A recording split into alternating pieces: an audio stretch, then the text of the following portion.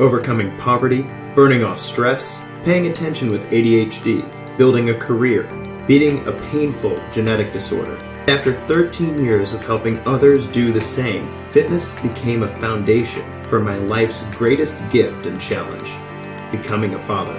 My name's Alex Van Houten, and I believe that what I eat, how I move, and what habits I live by are the rock upon which I build my physical, psychological, and spiritual well-being. And whatever I do will rub off on my kids and my community.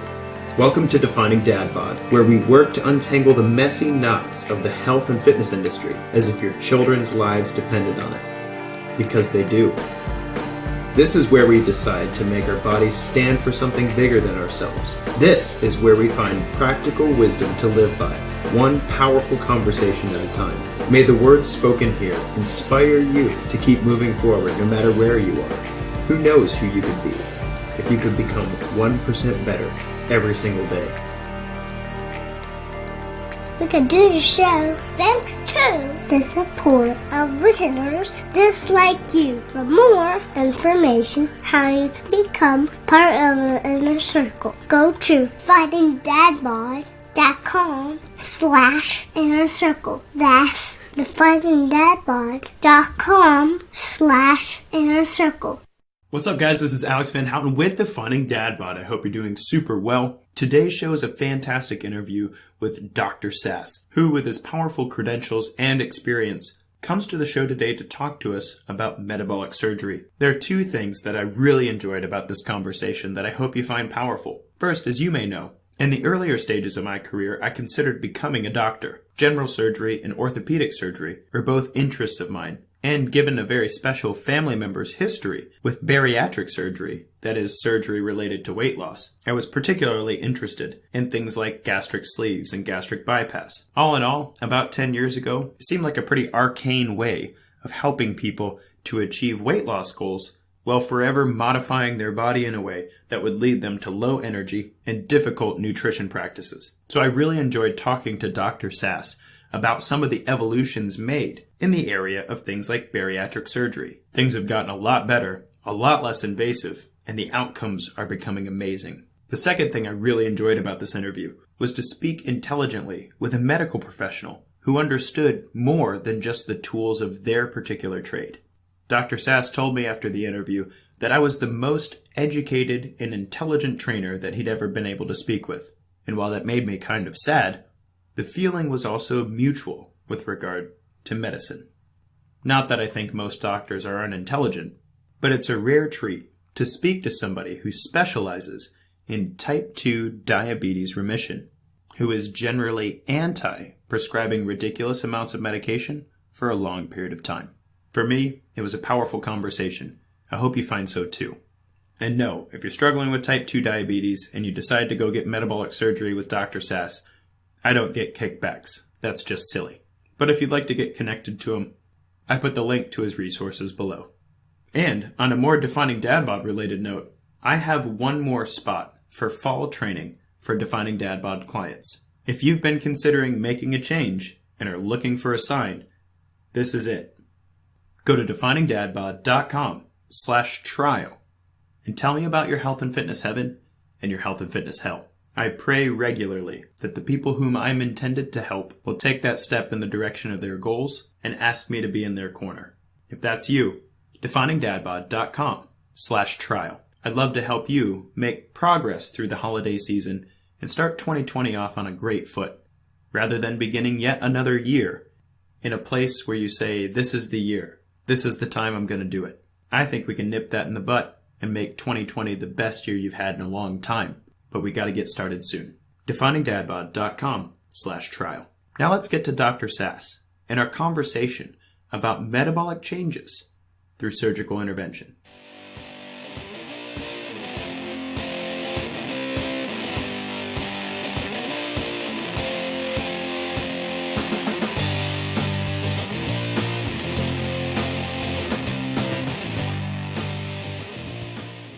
What's up, guys? This is Alex Van Houten with Defining Dad Bod. I hope you're doing super well. I'm joined live today with Dr. Kent Sasse. Doctor, how you doing today, brother? I'm good. Thank you. Yeah, I'm super excited about this conversation on the show. Just a brief intro to what it is you're up to in the world, which is a lot, by the way. And then I'd love to hear from you kind of how you got into the passion to do this stuff. So you're the lead surgeon at Sasse Surgical Associates in Reno, Nevada, the director of the Obesity Prevention Foundation, a not-for-profit organization that you actually founded in 2006, dedicated to preventing obesity in kiddos and adolescents. Super important here. I'm just knuckle bumping you virtually across the nation here. So you're a speaker and mentor for surgeons nationwide. You host cadaver courses on surgical topics, including complex abdominal wall reconstruction at the University of Nevada School of Medicine for visiting surgeons, and you're the author of numerous peer-reviewed research articles and recent papers. You discuss gastric sleeve, gastrectomy, laparoscopic ractopexy. I'm probably saying all of this wrong, so I apologize. But there's a number of things that you have your hands in, and dad joke forthcoming, and it's not just patients, right? So you're helping the world in a number of ways that are related to obesity, overweight, and prediabetes and type 2 diabetes. And I just want to say thank you for somebody who works in the fitness world regularly for being one of the doctors who's interested in helping a large group of people. So sincere thank you from me to you. Keep up the good work, man. Oh, thank you too. It takes all of us. We're all working at a different part of this whole spectrum, and what today is really an epidemic. So no, it takes all of us. So thank you.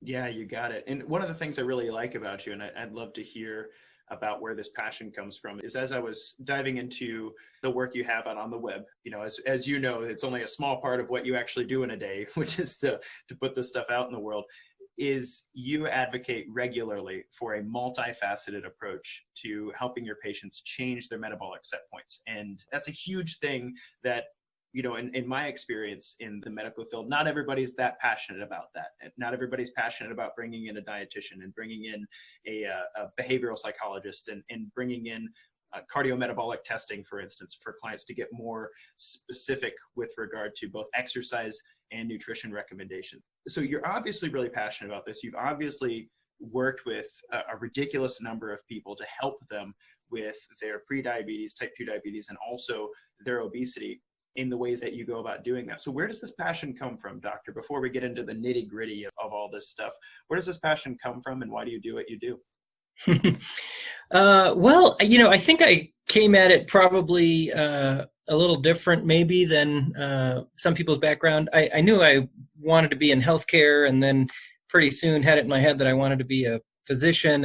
And then early on, I knew that surgery was probably where my best sort of heart and skill set lay. So I was fairly early kind of tracked into aiming to be a surgeon as a career, and then a general surgeon. And the sort of peculiar thing was that the revolution that was coming along at the time when I was training was moving toward what we call minimally invasive surgery. So it's been super helpful. A lot of people take it for granted today that if you have a gallbladder operation or a knee scope, it's going to be with a few little tiny incisions and Band-Aids. But when I was first coming along, those were all big incisions with more complications. And so my passion grew from minimally invasive approaches to trying to solve problems. And the sort of older I've gotten, the largest and most devastating problem that we're facing today is really type 2 diabetes and obesity, and it's affecting every single thing, head to toe. Every doctor is seeing their part of it. So it's really just working with people, I think, over time, and finding how I could be most helpful along the way. And the sort of skill set I was given through my education and training was really to be able to think about the problem scientifically and then also help surgically. And, that's where we are today. We got a lot of work to do ahead, that's for sure. Yeah, for sure. And thanks for sharing that passion, because I was at one point in time in my career on the surgical path as well. I wanted to be an orthopedic surgeon. I fell in love with watching a hip surgery, and I thought that was amazing, right? But what was powerful to me is at the same time I was training people, and it was difficult to find myself in a position where I could go to school for 6 years and help people who didn't want to be there, because nobody wants a hip replacement. Like that's not somebody like they're really excited to do that, Or I could continue working with people who are happy to pay me every single day to help them before they got on the table. And so for me, that was a route I went. But one of the things that what you're talking about and what I'm doing in my career and what we're doing with this Defining Dad Bod show is that this problem that you're talking about, type 2 diabetes and the obesity epidemic, we are just amazingly connected at almost a visceral level with nutrition, exercise, genetics, microbiome development, and the research that's coming out about that sort of stuff. We are deeply connected because one of the things that I learned early on in my training career was that a person who's experiencing the development of prediabetes or even full-blown type 2 diabetes needs to be trained differently, needs to be fed differently, needs to be approached differently than all of my other clients who are insulin sensitive and whose hormones respond like a quote normal person than the people I was approaching with prediabetes and type 2 diabetes. And this was a decade ago. And the longer I've been in the training industry, the more people have come to me who are in that position of type 2 diabetes and prediabetes, having just received a diagnosis or maybe gotten a relatively negative report from the recent GP visit. So let's define this issue just a little bit, because I think the word diabetes scares people in the sense that they don't even know what it means sometimes, unless you're actually dealing with that. Maybe you've WebMD'd yourself to death. But if you're listening to this and diabetes is kind of a question mark for you, I talk about this regularly, but Dr. Sasse, since I have you on, I'd love to hear your thoughts. What is the actual definition of somebody who's pre-diabetic? And then when that transition happens to actual type 2 diabetes, what is that? What's going on? Well, the most widely accepted and practically used definition stems from a laboratory measurement that just measures how much circulating blood sugar there is that's extra that has now glommed onto some important protein molecules on our blood, the hemoglobin. So it's kind of like barnacles in the sea. You know, we're measuring how many of these unwanted blood sugar barnacles have glommed onto the hemoglobin proteins. And that number is called the hemoglobin A1C. And it's kind of a reflection of how much extra sugar has been floating around in the ocean of your bloodstream over the last, say, 3 months or so.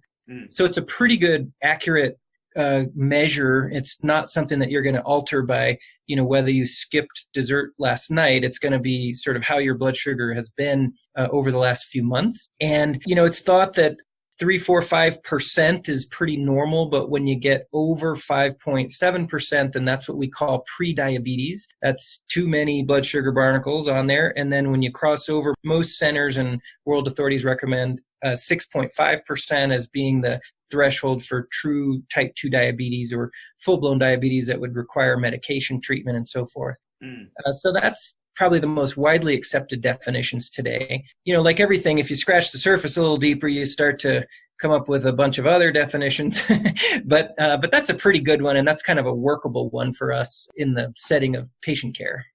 Yeah, well said. So how are we getting there? Because there's a difference between having your blood sugar malregulated because of type 1 diabetes. You know, you were born with almost an inability to create the insulin required to keep your blood sugar stable and whatnot. But we developed this, and there's a bunch of things that, you know, glom on.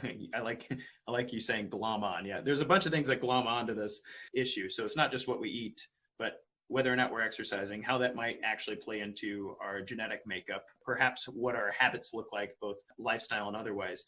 What's happening that is creating this increase in A1C? And then what does that mean for the rest of the body? Because that's problematic for a number of reasons.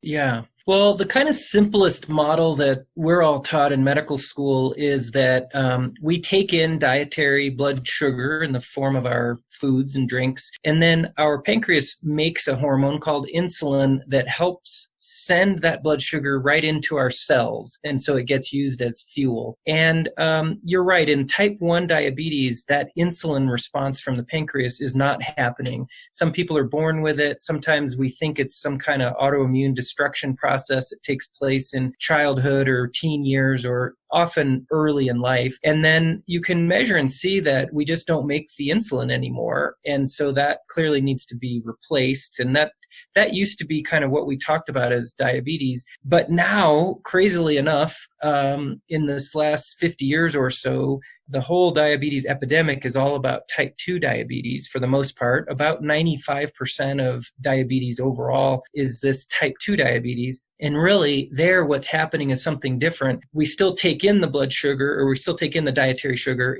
We still have the blood sugar the same. The pancreas still makes the insulin. But then something goes wrong with the getting the sugar into the cells and getting used as fuel. And we refer to that faulty process as being insulin resistance. It means that the cells have become resistant to the normal effects of the insulin to bring that sugar, that fuel into the cells and use it. And insulin resistance is kind of a complicated topic, and we don't understand it as well as we should. But if you sort of back up to sort of the 20,000 foot view of, populations, there are three main factors that we think play a role in this insulin resistance.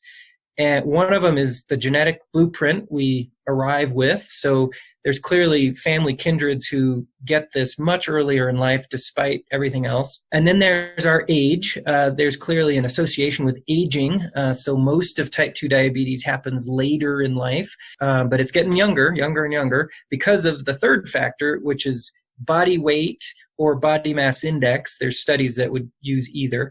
And so if you kind of converge those three things, you'll quickly discern that only one of them is modifiable. The other two we're stuck with. Can't change your genes yet or your age, no time travel, but you can influence body weight and body mass index. So, but in any case, what it adds up to is if you've got, pretty good genes and you're middle-aged, but if you've got a whole bunch of extra pounds on board, then the odds are you're getting insulin resistance and you're on your way to or may already have type 2 diabetes. And you can slice those three things up a bunch of different ways, but those are the three big factors. Right. And so to put that in layman's terms for people, especially with regard to exercise and nutrition, since most of the people listening to this show are really interested in that, the idea of insulin resistance is that your body does not deal very well with the sugar that's in your bloodstream. And that can cause all kinds of problems for you. And one of the things you like to talk about is how the sugar in your bloodstream, managing that via medication, is insufficient to reduce damage to other tissues, which we'll get into in a second. Yeah. But I actually first encountered this in my training career with what I endearingly call the chocolate milk problem, which was, this big study that came out in Florida. I think it was University of Florida, but don't quote me on that. And what they looked at was the ratio of carbohydrates to proteins for post-workout recovery for NFL combine players. And, that was all well and good for the NFL combine players. Turns out a 4-to-1 carb to protein ratio was fantastic. And that happened to be, chocolate milk, which is great. But if you're not an NFL combine player, i.e. my client who comes to me wanting to lose 60 pounds, who's obviously not regulating sugar very well, hence, gaining 60 more pounds than they would like to gain over the last 5 years, then having chocolate milk post-workout is probably a really bad idea for you. Maybe you'll recover great for your workout, but if you're already not regulating your blood sugar very well, then what we're doing is we're increasing the risk that you're going to damage other tissues with the sugar that, is resulting in your bloodstream from your post-workout snack. So that was my first experience with that. I was like, hey, wait a second. Yeah, I would say recommended 4-to-1 carb to protein ratio for my NFL combine people, of which I've trained one. But for the vast majority of people that I've worked with, that was not kosher. That wasn't in line with their goals. It wasn't in line with how their body would well operate and whatnot.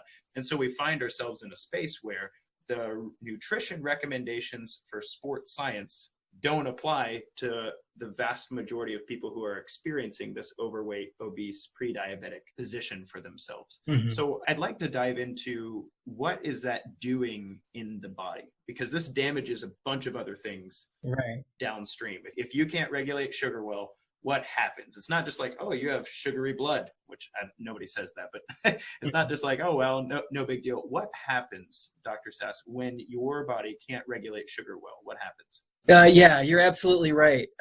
It's this very silent but very harmful, deadly kind of slow motion process. And scientists have been kind of slow to appreciate it to some degree, but I think we're on to it now that almost any tissues in the body that are just living and being exposed to the bloodstream are targets for the sugar to attach itself to it. And in subtle ways that begins to cause some damage to those tissues, but it's very silent. So, for example, the tissues that seem to suffer the most damage are the ones that involve the most vulnerable and smallest and most fragile blood vessels and nerve endings. And so the places where this starts to show up are the retinas. So in the back of our eyeballs are these very, very sensitive, tiny little blood vessels. And because the sugar has started to attach itself to various protein molecules, including hemoglobin, we start to see these small changes in those small, tiny blood vessels. And over time, it really affects vision, and it's become the number one cause of blindness. So you don't think of that, but it's this silent march toward pretty bad thing of blindness. Kind of a comparable thing takes place in the kidneys, where you have this slow, silent damage to the kidneys. It doesn't hurt. No one's going to, punch you in the shoulder and say, hey, your kidneys have just moved from normal to stage 2 kidney failure. You won't feel it at all. And unless you're testing those metabolites with blood testing, you won't know. So it's another silent example, but pretty soon, boy, it makes a big difference to have the kidneys fail and have to go on dialysis, which this is the number one cause of that as well. And then I'll just give you one other example, which is kind of down at the tips of our toes, are very vulnerable tiny blood vessels again, and really small nerve endings that give us sensation of whether we're stepping on a marble or a nail. And the same thing happens there, and those things stop operating properly, and we lose the sensation of those little distinguishing sensations on our feet. As a result, you step on stuff that causes injury, and you get a little cut or wound, and before you really realize it, that can become infected and become very serious, leading to people having to have parts of their feet amputated. And that's another just terrible, devastating kind of consequence of this whole problem. Those are just examples. There's plenty more, like the big things people think of like heart attacks, but we really see all of the above. So I'm about to say something that if you have a weak stomach, you just need to plug your ears, because this won't sit well with you, and maybe your kids don't need to hear it either. So this actually didn't connect with me until I was actually studying pre-medically, and I went to work as a surgical transporter. So I would take people in and out of surgery and whatnot. And I had a patient who was diabetic, and they had contracted an infection that turned into gangrene that started to creep up their leg. And I took this guy into surgery. It didn't smell good in there. It wasn't a good thing. It didn't smell good in there. And then because we were short-staffed on a Saturday, I actually had to carry in a bag his amputated leg back to the lab. And I remember in that moment going, oh, diabetes, loss of limb. Mm-hmm. And the reason that happens is because your capillaries can go through so much destruction that your immune system can't actually get to the area to deal with something as small as like a blister or a cut. Mm-hmm. And so the infection begins to get out of control such that your body can't fight it off anymore. And then the tissue starts to die. And so that can lead to tissue removal and stuff. But as you were saying that, I remember that I read that in a book, but until I was actually carrying a leg, that was still warm. And that was oh man, I've got a strong stomach, but this was rough. I was carrying this in the biohazard bag thinking like, Lord help me if ever carrot cake led to, this in somebody's life. Mm-hmm. And I remember making that connection. A lot of people don't have that connection. As you talk about, it's a silent damaging thing that eventually gets to the point where you end up with symptoms that you just can't even imagine that this was linked to years of poor sugar regulation. So thanks for talking through that. I know you're not scared of that. You lead cadaver conversations, but perhaps that'll sit with a listener who needs to hear it. So let's talk about then some of the deadly myths around prediabetes and type 2 diabetes. What are people maybe being told or perhaps think they know about prediabetes and type 2 diabetes that is a myth, and you're out there hoping to counter that with some great information? Sure. And I guess I'll preface it by saying that, this applies mostly to the people that I'm seeing in my office. So that's not so much the person who is in their, let's say, 20s and 30s and is sort of aware of this and is working hard to prevent it. Most of the people in my office are the part of the 30 million Americans who already have type 2 diabetes. It may have set in a while. They have a lot of extra pounds on board, and they have tried everything under the sun, and it's hard to budge. So just imagine that that's who this is aiming at. But myth number one is trying to fight back against the blame and shame sort of culture that a lot of these folks are facing. And that is that it's really not your fault. If you're in that boat and you're finding yourself 85 pounds overweight and on metformin for diabetes, and they're telling you you're going to have to start some injectable medicine, there's a tendency to feel like it's my fault. I haven't been eating right and I've done all these things wrong. But the truth is much wider. We're really dealing with a worldwide and certainly nationwide pandemic that comes from a change in the environment and food supply in the last 50 years. It's not that Americans today have less willpower than they did 50 years ago. In fact, there's data kind of to the opposite of that. Mm-hmm. There's more busier people doing full-time jobs and 2 jobs and taking care of kids and craziness. So we're all active and hardworking, no less so than past generations, but yet we have 10 times more type 2 diabetes. So it's not your fault. This is an environmental disease, and we all need to get over that and focus on how to make people better. Unfortunately, the who's to blame kind of thing, I think, has allowed insurance companies to not pay for care for obesity. And it's also kind of unfortunately led to, I think, scientific investigation not necessarily being devoted as much as necessary to obesity and the type 2 diabetes that comes along with it. But that's the first one. And I try to tell people that all the time, that because they very frequently have a narrative like, I brought this on myself, I wasn't as good as I needed to be about my diet and exercise. And sure, we all can say that, but really this is a product of things that are larger than all of us, and we need to focus on some solutions. So it's not your fault. I don't want to interrupt you. Yeah, no, that's okay. But I want to speak to that because it happens in almost every single consultation that I have in the health and fitness world. Somebody will come to me and go, I know, I'm supposed to eat less and exercise more, but for whatever reason, either one, it's not working for me, or two, I just can't do it. Like one of the two things. And it's like, man, if you get real about this thing, there are so many forces and factors that will influence your ability to lose fat, gain muscle, and do that sustainably over a long period of time.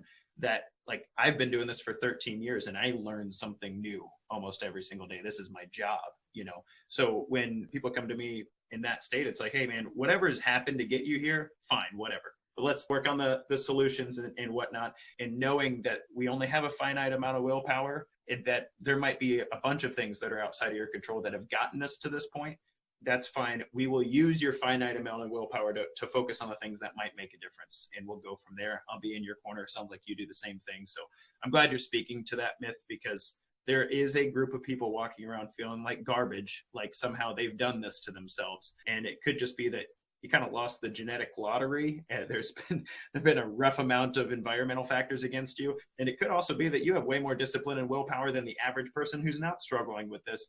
You just got dealt a crummy hand of cards in the process. So I love that you're talking about that myth. Yeah, no, that's true.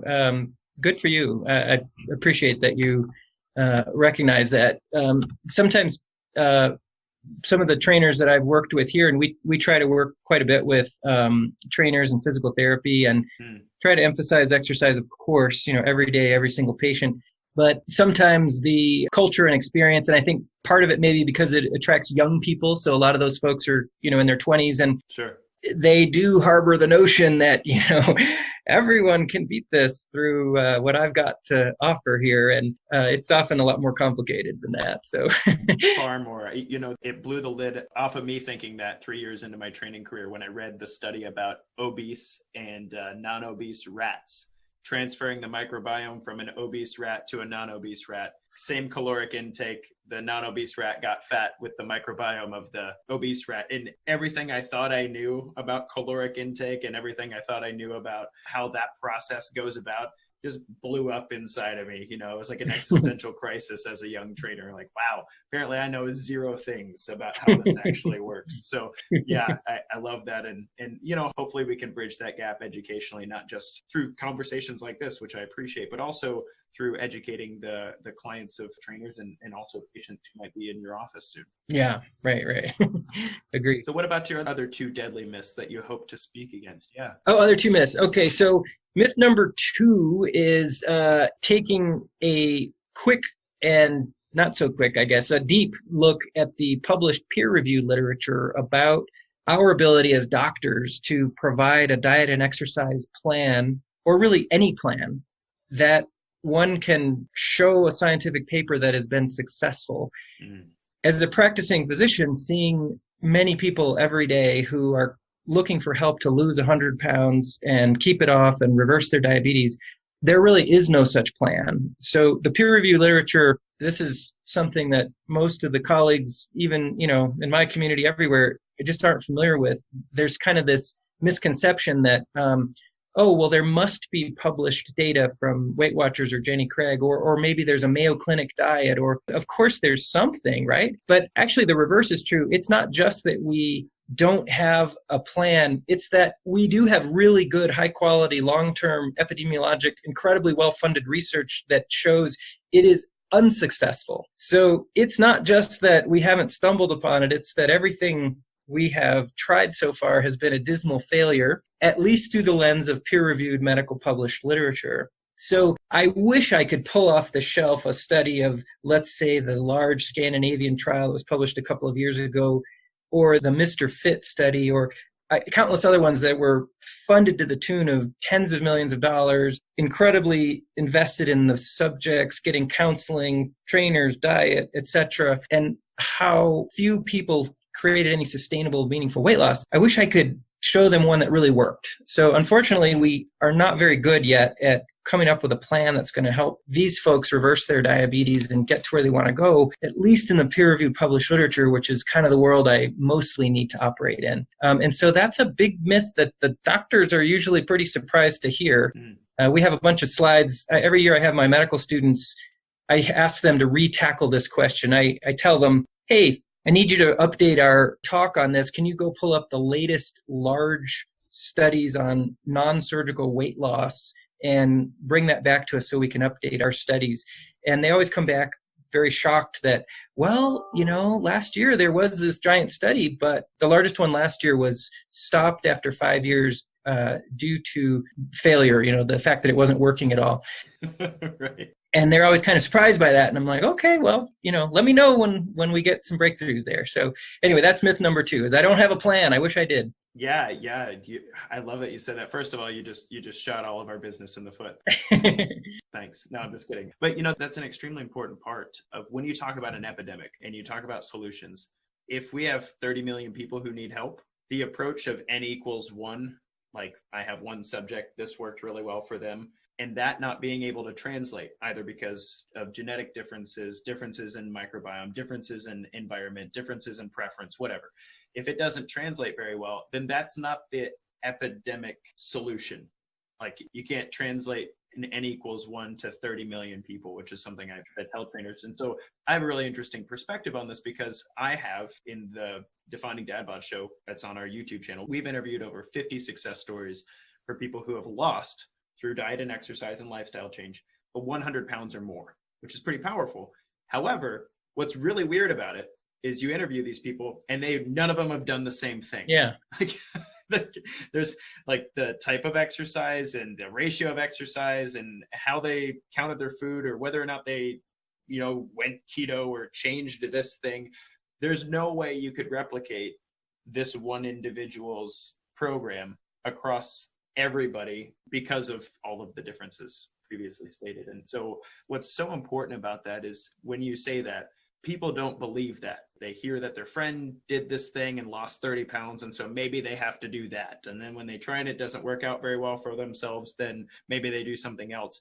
And what we just talked about, the danger of that is if you spend the next 5 years going hard at some sort of intervention that doesn't work for you, it doesn't help you lose the weight, it doesn't help you keep it off, it doesn't help you become more insulin sensitive, those are 5 years that you're damaging your retinas and damaging your capillaries and damaging who knows what, because you're unable to address the actual core issues. And, hopefully, I hope, and that's something I work to do in my line of work, I hope that we can come up with a good lifestyle, nutrition and exercise-based protocol that works for everybody, or at least most people who are in a damaging position like this. But like you said, truth of the matter is large-scale peer-reviewed studies, nope, doesn't exist. I know. And that sucks. It is incredibly frustrating. Yes, very. So what's the third myth? The third myth really speaks to this kooky thing that we stumbled upon of metabolic surgery. And so for that same person, kind of think of the person who is someone I just saw not 20, 30 minutes ago here, who wants to spend more time with her grandkids. That is her objective. She's in her late 50s, has had type 2 diabetes now for about 5 years. Is being started on insulin just in the last months. That's probably what her impetus was to come see me. And she's probably about 80 to 90 pounds overweight. She gave me a list of the plans that she has tried over the years. It was about 10 pages long, and I have no doubt she has put every bit of effort into this. But she's pretty darn scared of the idea of metabolic surgery. And myth number 3 is that it is a risk, and I'd put that in quotes, because I think it sounds a lot scarier than it is, and it carries baggage of sort of what it used to be. But today, in the big nationwide databases of hospital discharges, metabolic surgery is actually safer than an appendectomy, and it is a net risk reduction on a unprecedented scale for most kind of surgery that we do. And so it's a little strange in the consciousness. We sort of nationally adopted open heart surgery pretty quickly after it came along. We're doing things that are pretty high tech and pretty out there in terms of science, like doing surgery on our brains for Parkinson's disease. But for a bunch of reasons that are a little hard to pinpoint, this idea of metabolic surgery to reverse obesity and diabetes, it just isn't really very well accepted. It still seems a little too kooky and scary. So even though it's, standard kind of recommended first tier therapy in the eyes of the thought leaders of the societies and people like me, most people think that it's high risk and maybe something that ought to be avoided. Yeah, that's a powerful myth to confront. I actually really enjoyed, in preparation for this interview, I watched, you had a great YouTube presentation where I could be wrong about the group, but it sounds like you're addressing a group of doctors who are interested in becoming surgeons of this sort of thing. But you were talking about kind of the history of things like gastric bypass versus what you're doing now, which is, you say metabolic surgery to the average person, or at least to me, less than a week ago, before preparing for conversation with you, I wouldn't have known what that meant, right? But the idea being that this has progressed so far, laparoscopically speaking, that it's so minimally invasive that you and your team and several people who are working in tandem in the medical community have really changed what this actually is. So my experience with this is my aunt had thyroid cancer. She was exposed to chemicals in the military and kind of wrecked everything in there. And as you know, when you take the thyroid out, that's why it's a really important part of the whole metabolism thing. T3 is a powerful part of making our mitochondria do what we need to do in order to create energy and burn our food well. So she gained a very large amount of weight. Yeah. And at the time, the only thing that was available, surgically speaking, for her was a gastric bypass, which, and forgive me, I'm gonna botch this. Please correct what I'm about to say. But essentially, you reduce the size of the stomach to a very, very small amount by I don't know if it's you're cutting off an area of the stomach not to be available, or what the process is. Yeah. I know there's a few different methodologies for this, but it was scary. Like, as a family, it was scary for her to go through this. And the recovery was brutal. Like, they actually had to cut her open to get there and whatnot. And then everything changed for her. There was a daily regimen of particular vitamins and minerals. She could only eat, my God, I was a 14-year-old at the time. And I was eating 3 plates at dinner, and she had this little thing, and she could only have certain foods and stuff. So it was just this monumentally scary change. And she didn't have anybody in her corner support-wise and stuff. Professionally speaking, it was just hey, you had the surgery. Here's your list of things you should or shouldn't do. Good luck. Kind of come back every 6 months, weigh in, see how things went. But it's my understanding that things have changed significantly since then.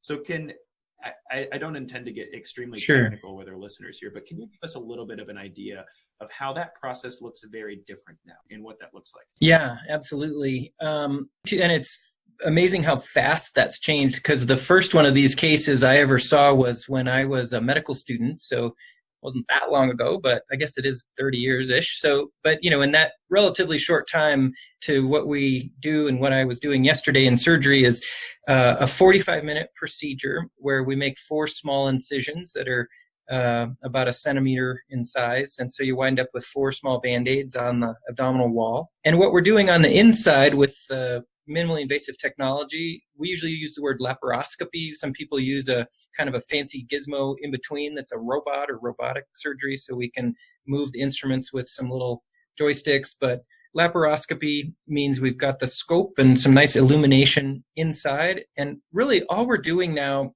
most of the time is trimming off this metabolically active outer portion of the stomach itself. And what we have learned is that it is not just that the stomach becomes a bit smaller and we feel less hungry, but that there are some important regulatory hormones.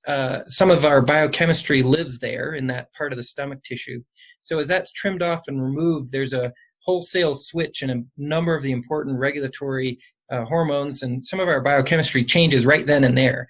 And our body sort of resets. We use the term setting or finding a new set point where the body no longer thinks it needs to live at 300 pounds and why it makes it so hard to lose any pounds.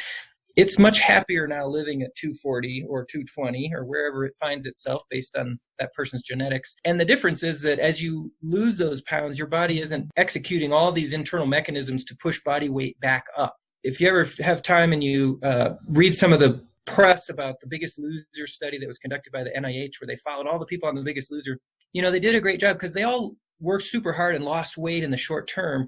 But the diabolical thing is that the body has these internal processes that push that body weight back up, which is why they all regain the weight a little bit further down the road. And as the NIH showed, when they measured a bunch of the hormones associated with body weight regulation, they found that they're all going the wrong direction.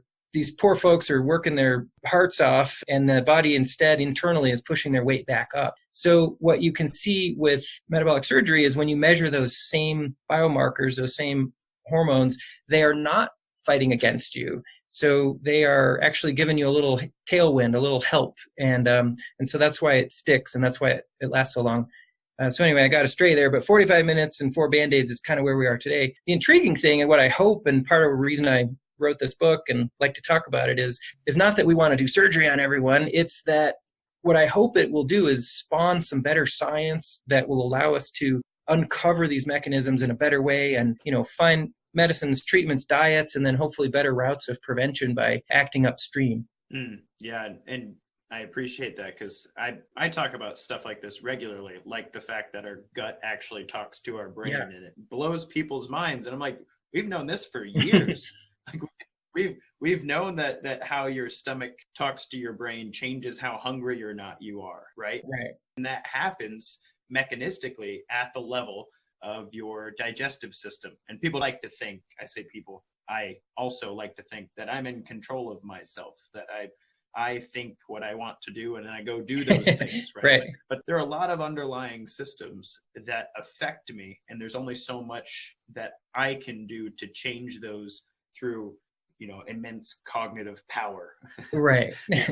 Right. So that's powerful. So help me understand just a little bit better. You're altering some of the ways that the stomach is talking to the rest of the body through real simple procedure. And then are you mechanistically changing the size of the compartment? Like, is this a sleeve? Is this how is that going about? Yeah, the size of the compartment is definitely smaller. And, if you had asked a surgeon 20 years ago, how does this work? There's a good chance he or she would have said, oh, the stomach is smaller, so you take in less calories. Sure. But we know better now, and we should have known better then too, because, we had a history of knowing that things like wiring our jaw shut was not successful for the same reasons. The weight loss curve looked about the same as it does for the Mayo Clinic diet. People lose weight for a year and a half, and then they regain it, even if their jaw is wired shut. So it's not about just decreasing the calorie intake. It's about changing that underlying metabolic set point. And we're not far enough along yet in the science to really know what the most potent mechanisms are. Every month there are new papers published that are purporting to describe the mechanisms by which this takes place. And there's around 10 or so now that are thought to play a role. But the truth is, in my reading of it, is that most of those are probably kind of bystanders. And we really haven't yet figured out what the key sentinel, hormone that changes from the stomach is that's causing all these dominoes to fall. But I think we'll keep tumbling to it here and get a little better understanding. But the compartment is smaller. We feel less hungry for sure. We get full faster because the stomach is smaller. But most of it is kind of a behind the scenes magic that has changed the way our body stores fuel and the way our body metabolizes fuel and burns the fuel stores that we have.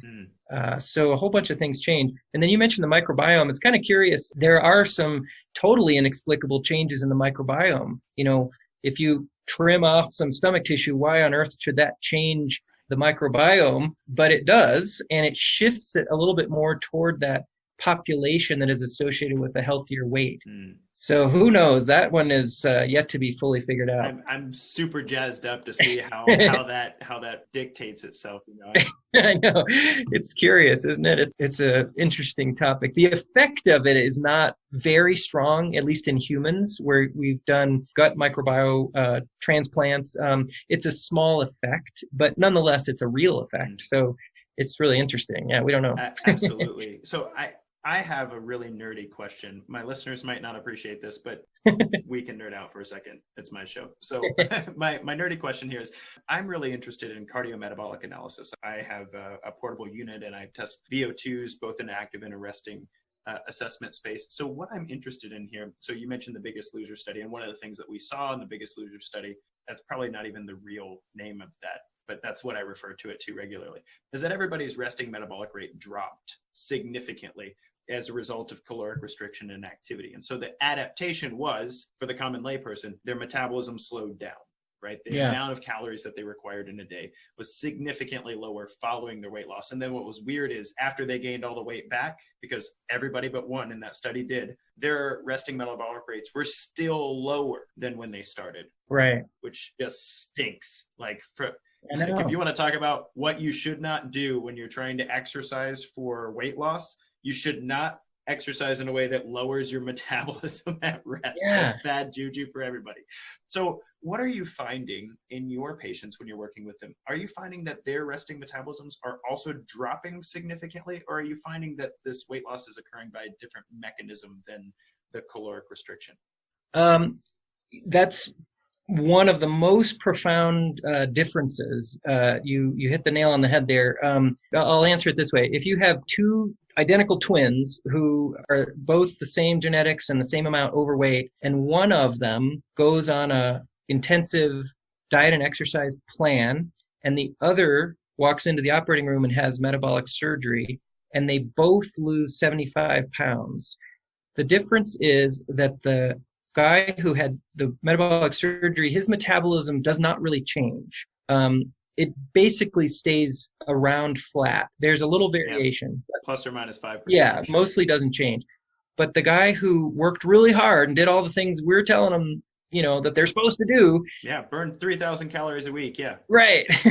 His metabolism plummets. And so, what that means from a practical point of view is going forward, your metabolism, your body has decided to turn the furnace way down, against your will. You want to have the furnace burn some of these calories off going forward, but instead your body has said, I see what you're trying to do, but we're gonna stop burning the fuel stores. So good luck trying to keep this weight off. And it becomes very difficult to have a calories in, calories out equation work when your body has decided not to burn any calories. Basically anything you take in that exceeds that is going to be stored as fat. So absolutely. Yeah. So that's one of the reasons why that weight starts coming back up. Whereas the guy who somehow through this strange magic of fooling around with the stomach hormones does not have that same effect. And that's why they keep it off. At least most people keep it off. I appreciate the answer to the question, because that's not something everybody's doing. When we talk about like weight loss clinics or whatnot, not everybody's looking at the adaptive value of what the procedure intervention is doing over time, right? And for me, as a fitness professional who works primarily with people, I mean, I have people who come to me and they're like, I want to look good for my wedding in 6 weeks. Okay, fine. Like that's one type of goal. But most people, kind of like the lady you were just talking about, most people who come to me are like, I want to keep up with my grandkids. I don't want to be in pain. I don't want to be on these medications. 3 years from now, I don't want to be worried about how my pants fit anymore. They're looking in the very long term. Yeah. And I'm regularly preaching on this platform. We work out for the adaptations that will evolve our metabolism in a good way. rather than working out to track our expenditure to hopefully offset our intake, which is a different thing, right? So thank you for answering that intelligently, because it's so powerful to think that we are still learning about interventions that won't change our metabolic set point negatively in the future. And many of the things that are out there right now do. Yeah. Many of the things out there right now do. So that's awesome. Thanks for nerding out with me on that. I appreciate it. Believe it or not, we're actually coming up on our hour here. So I don't want to nerd out too hard on other rabbit trails, as there's a few other things we're talking about here. So you're interested in the switch that's happening in the American Diabetes Association and their recommendations for how to go about handling type 2 diabetes. And as I understand it, it's not in the too distant past that they've started to incorporate what you're talking about, metabolic surgery, into their recommendations. Can you tell me a little bit more about that? Why is that switch happening? And what can people expect when they start? I mean, I hope you don't. I hope you listening don't get a type 2 diabetes diagnosis from your doctor. But we all know somebody. We all have family members. We all have even kids or parents or friends at work that are starting to get diagnosed with prediabetes or type 2 diabetes. And it's quickly evolving that it's no longer hey, you should take this pill and if things don't turn around, we'll get you on insulin later. It's starting to evolve that those recommendations are changing. So what's coming down the pipes, and what should people expect if they hear about these sorts of diagnoses? Yeah, I think we're at a little bit of a kind of a tipping point, like we have been with some of those other surgical interventions I was describing. Before I say negative things about the wonderful diabetologists and the endocrinologists who do use shots and pills, they have made some headway too with just medicines. There's kind of a new generation of medicines that have chipped away a little bit at the long-term risks of diabetes, but not nearly enough. And really the big kind of paradigm shift that I hope we will all be embracing as physicians and caregivers is to stop thinking about diabetes as something that we manage, where we just manage the number. That is exactly what we do with blood pressure. We come in, let's put the cuff on, the blood pressure is doing fine, you're good, keep taking your medicine. But with diabetes, it's different, because managing the blood sugar number, we know from long-term studies, does not stop that silent progression, that silent damage to the retinas, kidneys, toes we just walked through in the heart attack risk. It's not doing that, and it's silent. So no one's really kind of, noticing it, but just continuing to take an escalating number of medications over time is definitely not solving the problem, and it's not reducing risks nearly enough. It may keep you out of the hospital. If you've got a grandma or grandpa who's got type 2 diabetes, don't get me wrong, you still have to keep taking the medicines so they don't get wildly out of control blood sugars, but it's not solving the long-term risk problem, and it's not extending their life like really aiming at curing it is, or resolving it or reversing it. So, in that book, we talk about type 2 diabetes cure to try to be a little provocative, but the truth is this metabolic surgery that we've talked about does reverse the type 2 diabetes. We use the term remission because we know that it often comes back over time as we age. We think that's a fair term, but it does so in somewhere in the neighborhood of 60 to 80% of people who already have type 2 diabetes. So that's a striking number of people who, no longer have it at all and have normal blood sugars and are off all medications. And there's now 12. I just came back from a meeting. I thought I knew everything about this topic, but there are 12. I thought there were 11. There's 12 randomized controlled prospective trials, kind of the best form of evidence we have, comparing metabolic surgery to intensive medical management at good centers like the Cleveland Clinic and other big academic programs where a lot of support, best quality medicines, etc. And that surgical intervention, even though we don't fully understand it, it is way more effective at controlling blood sugar. And other big studies show it's way more effective at reducing heart attack and mortality risk over time. So those data have become so powerful, they're what's called level 1A evidence to the doctor world. And that's why societies like the American Diabetes Association and virtually every other kind of diabetes-related society now puts metabolic surgery right up there among its list of top-tier treatments.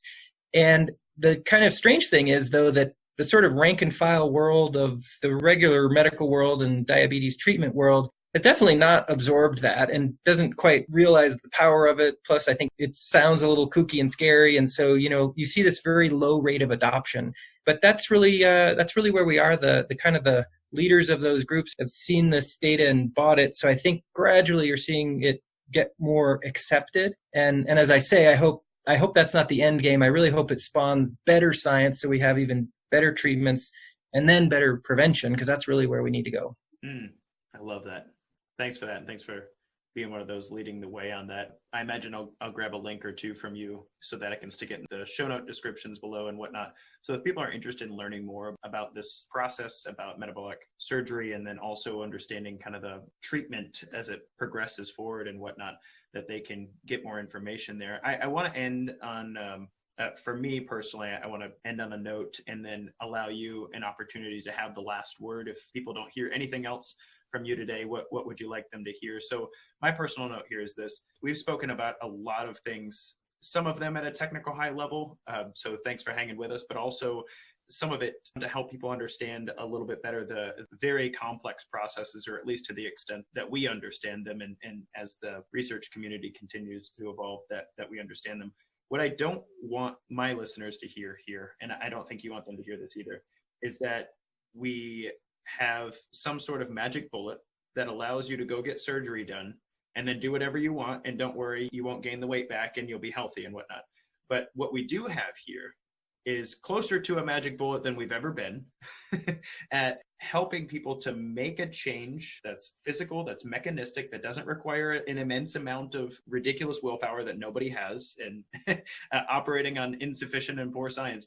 We have as close to a magic bullet as we possibly can to give you the best opportunity, if you're dealing with type 2 diabetes, to give you the best opportunity to allow your metabolism to function as if you don't have all of those factors working against you.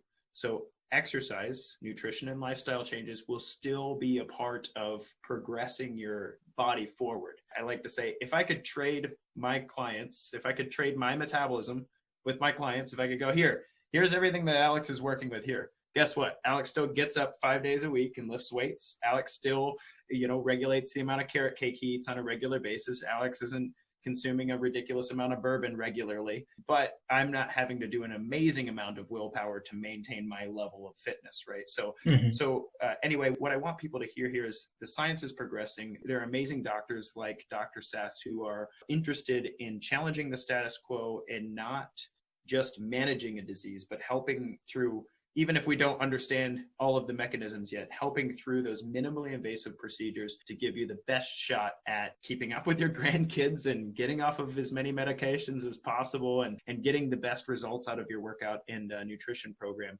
rather than thinking there's something wrong with you the whole time. So keep fighting the good fight, doctor. I appreciate you, and I hope people hear what they need to out of this. So what are the last words that you'd like people to hear if they don't take anything else from you today? I would absolutely echo what you just said there. And you're right. I get talking about surgery and I don't mean to make it sound, because you're absolutely right. We don't either. And we don't talk about it as a magic bullet. We absolutely integrate the surgery as an important piece of a puzzle, but it takes all of those efforts.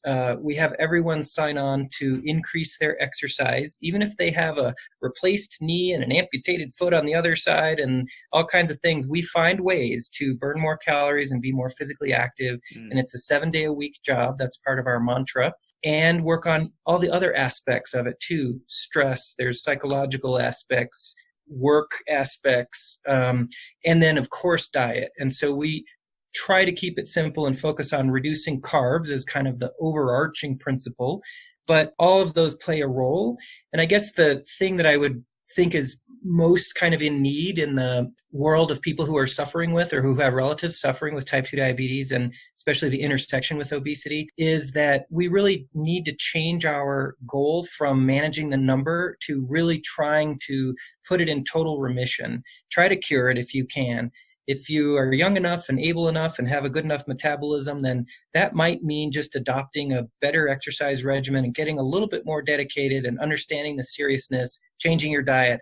And you know what? That might do the trick. But for a lot of people, they may very well be beyond that point. And so metabolic surgery might really make sense for them. And they need to kind of investigate it and know that the benefit of putting it in remission so vastly exceeds the benefits of just kind of controlling the number, that it's worth looking into. How do I really reverse this thing? And that's a mindset shift that is not really going on enough. So that's where I'd leave us. Awesome. Well, Dr. Sasse, thank you so much for your time. I appreciate it. Again, a warm knuckle bump to you across for what it is you're doing there and elsewhere. And to the listeners, I would invite you to check into Dr. Sasse's work. We'll have some links posted in the description below. We've got, I know he's got, well, not just one book, but several books out there. And then also some information on his YouTube channel, and also with your not-for-profit organization. And if you need some help, to come by his clinic as well. So we'll make sure those are posted below. And to the listeners, guys, I will talk to you soon. This has been Alex Van Houten with Defining Dad Bod. Until next time, kick butt, take names. The free practical advice and conversations here remain unbought and unbiased thanks to the support of listeners just like you. For more information on how you can become a part of the inner circle of Defining Dad Bod, go to definingdadbod.com/inner circle.